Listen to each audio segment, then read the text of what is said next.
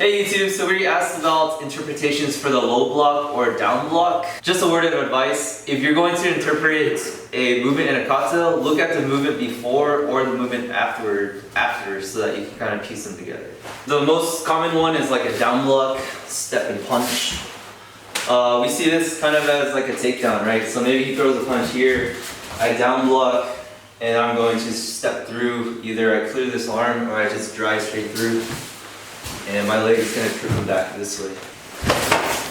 So the next one is just a down block and a punch, right, without the steps. So Aaron throws a punch here. I'm just catching it with the down block, and I'm going to, without stepping, I'm just going to throw a punch. So it's just going to be a break here. So the next one's a down block that happens after a turn. For example, you stepped and punch, and then you turn and down block to the other side. So usually this is maybe you're reaching past the opponent, and then you're going to take them down to the direction you just came from.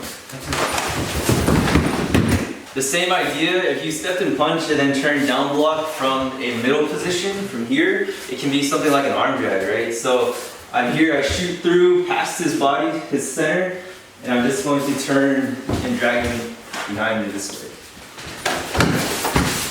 So the next one is like a down block punch across. You see this a lot in Aihanchi. Think of that as like a frame. So for example, he throws a punch here, I down block, and I'm keeping him away as he tries to push into me. And then from there, you just punch across. And the same idea, if we're just pushing the head down and pushing this arm across, it's like this arm is going downward, this pushes across. So if I'm grabbing behind his head and this one hooks on the arm, this is like a down block here, and I'm taking him down that way.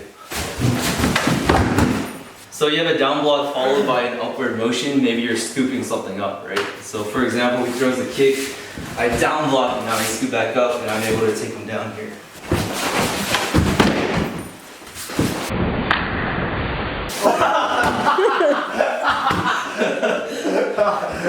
This is why we don't spar. This is why. So you can see that down block reinforced by another arm, right? So the swinging down motion followed by something behind it can be seen as like a takedown. So then you can think about down blocking while dropping your body weight, right? So movements like this, where you're dropping here, it can be seen as dragging someone's arm down, or you're putting a lock on their arm, right, on the other side. Remember, pinky's up, so I'm locking his elbow out as I'm dropping my body weight. So then if you're down blocking while pulling someone off center, for example, you have from the kick size, it's as if you're trying to pull their head off center, right, pulling their alignment off. So let's say I push into him, and I grab here, and I'm stepping back as I drag him down. In the same token, if you're doing a down block with a really wide circular swing, most likely you're receiving something up top and trying to slingshot it down to the floor. For example, from here, and I'm going to turn all the way down, this arm has a down block. I'm trying to receive it here, and I'm just going to turn as I take him down that way. And the same idea, doing like a round block, down block, it means like you're trying to hook onto something and pull it down as well, right? For example, hooking behind his head and pulling his head down to do something afterwards. You could also treat down blocks as the supporting arm for a takedown. For example, he throws a punch here and I need to do an armbar on him. Well, I'm doing this motion. Just remember to pull up on your back arm and push down on the other arm. Same thing, he throws a kick. If I'm here, it's the same thing, right? Pulling up and pushing down. I should take him down there. You could also treat down blocks as a tension point to move yourself to the 45, right? So it's like an anchor in the ground so that you can move around it.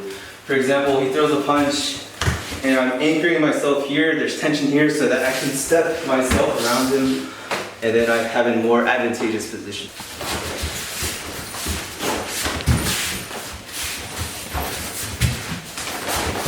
You can also use down blocks to defend against punches, right? Just hitting the energy downward, and it exposes their face. For example, he throws a punch, and I'm just going to use these as ways to hit them down.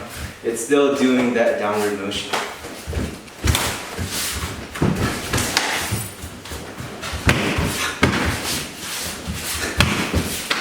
Hey YouTube, thanks a lot for the last 2 years of support. So we finally have some merchandise ready for you guys. If you go to teesprings.com/karateculture, actually we'll have the link in the description below, but we put a lot of effort in to make these merchandise so that every karate person can wear it, not just supporters of karate culture. These shirts will be things that you'll be proud to wear as a martial artist, and even those outside of the karate sphere, right? So hopefully you enjoy them, and if you have more suggestions, we'll love to make those type of designs as well.